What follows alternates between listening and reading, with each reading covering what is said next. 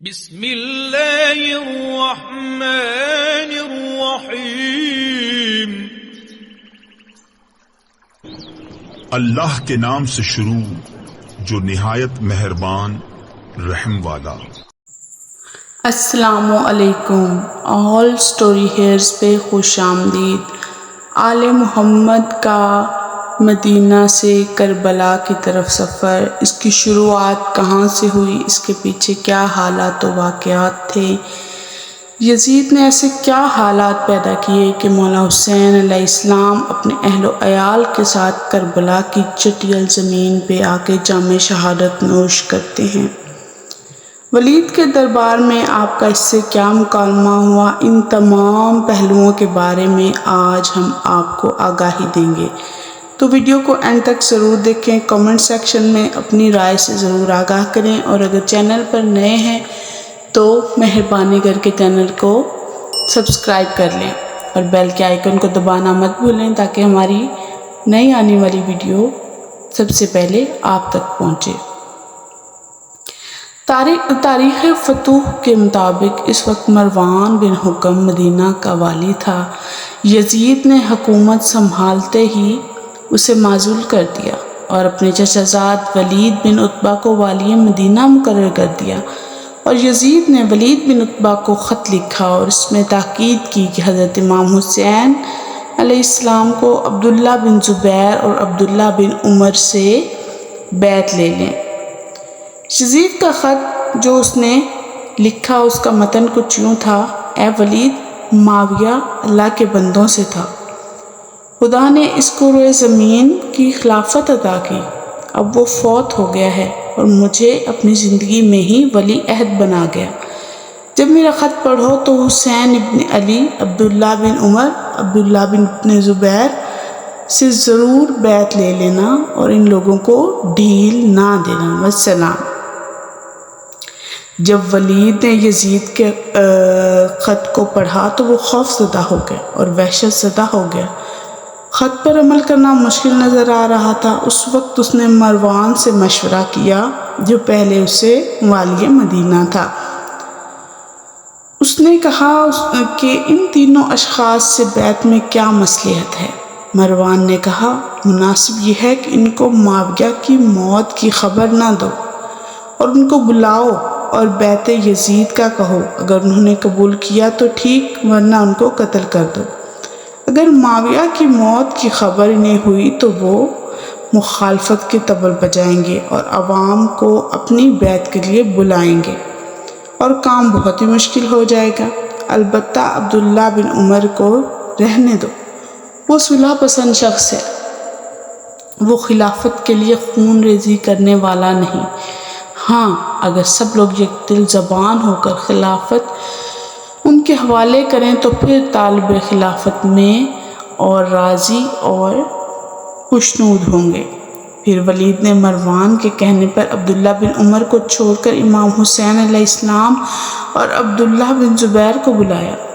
جب امام حسین علیہ السلام اور عبداللہ کے پاس ولید کا پیغام پہنچا تو عبداللہ بن زبیر کہنے لگے کہ ہمیں ولید نے کیوں بلایا ہے؟ تو امام حسین علیہ السلام نے فرمایا، معاویہ مر گیا ہے، ولید چاہتا ہے کہ معاویہ کی موت کی خبر پھیلنے سے پہلے ہم سے یزید کی بیعت لے سکے۔ میں نے خواب میں دیکھا تھا کہ معاویہ کا منبر سرنگوں ہو گیا ہے اور اس کے گھر کو آگ لگی ہے، اور اس کی تعبیر یہ ہے کہ معاویہ مر چکا ہے۔ ابن زبیر نے پوچھا، تو پھر آپ کی کیا رائے ہے؟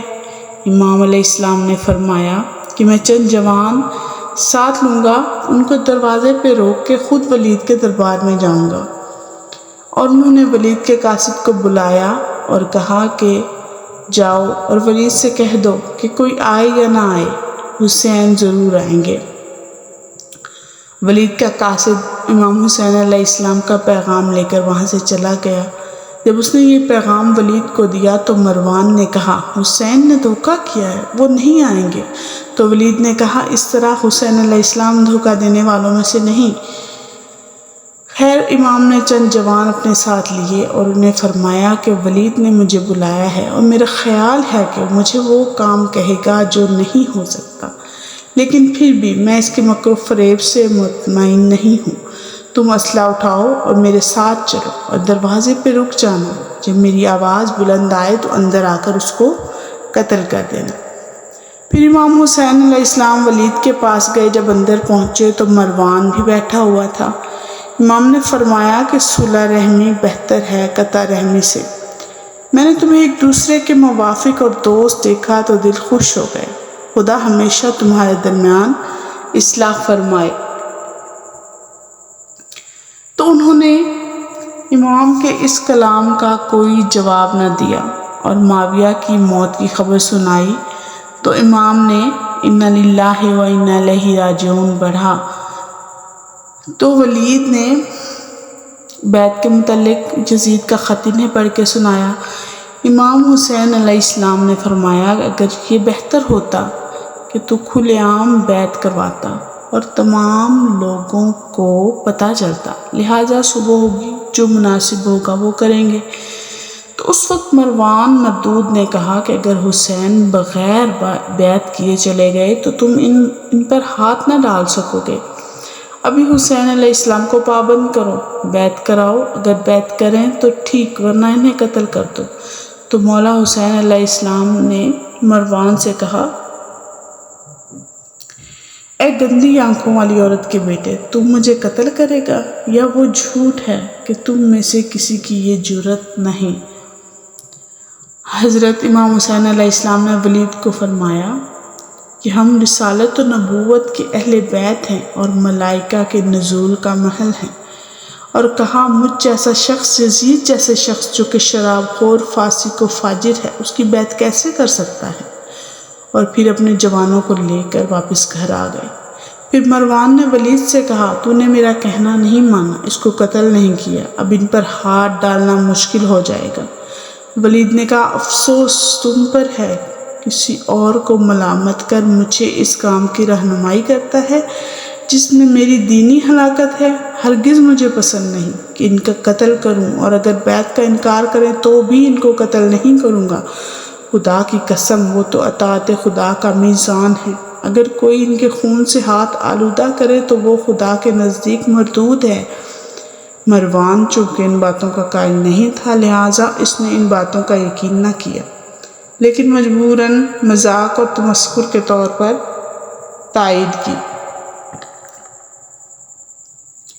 مؤلف کہتا ہے کہ جب ولید، مروان اور حضرت امام حسین علیہ السلام کے درمیان جو گفتگو ہوئی وہ 27 رجب کی رات تھی۔ امام حسین گھر آئے۔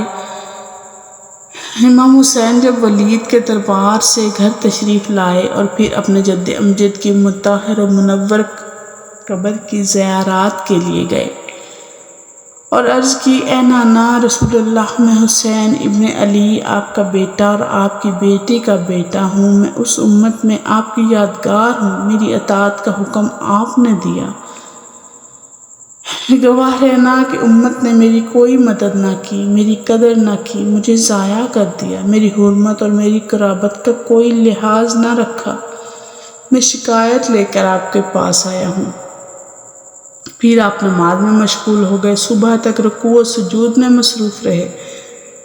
ولید نے تحقیق کے لیے کسی کو امام حسین علیہ السلام کی طرف بھیجا، چونکہ آپ اپنے گھر پہ موجود نہ تھے تو ولید کو اطلاع دی گئی۔ تو ولید نے کہا حمد خدا ہے کہ وہ اس شہر سے چلے گئے اور ہم مزید ان کے خون کے بارے میں امتحان میں مبتلا نہ ہوئے۔ حضرت امام حسین علیہ السلام صبح گھر پہنچے اور دوسری رات جناب محمد مصطفیٰ کی مقدس تربت پر آئے اور کئی رکعت نماز پڑھی۔ نماز سے فراغت کے بعد حق سبحانہ سے مناجات کی، اے خدایا یہ تیرے پیغمبر محمد بن عبداللہ کی تربت ہے، میں اس کی بیٹی کا بیٹا ہوں، جو واقعہ پیش آیا تو جانتا ہے اور میرے حال سے آگاہ ہے اور میرے ضمیر سے بھی آگاہ ہے، تو جانتا ہے میں نیکی کو اچھا سمجھتا ہوں اور منکر سے نفرت کرتا ہوں۔ اے خدا اس تربت پاک کے حق کی قسم اور قبر میں سونے والے کے حق کی قسم کہ جو تیری اور تیرے ہی رضا ہے وہ مجھے بتا دے اور میرے لیے آسانی فرما دے۔ اور پھر آپ بہت دیر تک روتے رہے اور سر پاک کو نانا کی قبر پر رکھ دیا اور روتے روتے وہیں سو گئے۔ تو خواب میں اپنے نانا رسول اللہ صلی اللہ علیہ وآلہ وسلم کو دیکھا کہ وہ فرشتوں کے ایک گروہ کے ساتھ آ رہے ہیں، کچھ دائیں کچھ بائیں، کچھ آگے مثل فوج چل رہے تھے۔ پیغمبر اکرم نے آپ کو سینے سے لگا لیا، پیشانی کو چوما اور فرمایا، میں دیکھ رہا ہوں عنقریب ایک گروہ جو اسلام کا دعوے دار ہوگا اور تمہیں کربلا کی زمین پر قتل کرے گا۔ تم پیاس سے نڈھال ہو گئے لیکن وہ پانی نہ دیں گے، اور باوجود اس کے کہ وہ میری شفاعت کے امیدوار بھی ہوں گے۔ خدا میری شفاعت ان لوگوں کو نصیب نہ فرمائے گا اور اس دن ان کا ذرا بھر بھی فائدہ نہ ہوگا۔ اے میرے پیارے حسین، تمہارے والدین میرے پاس ہیں، تمہاری ملاقات کی آرزو میں ہیں۔ آپ کے لیے بہشت میں کچھ ایسے درجے ہیں کہ شہادت کے بغیر حاصل نہیں ہو سکتے۔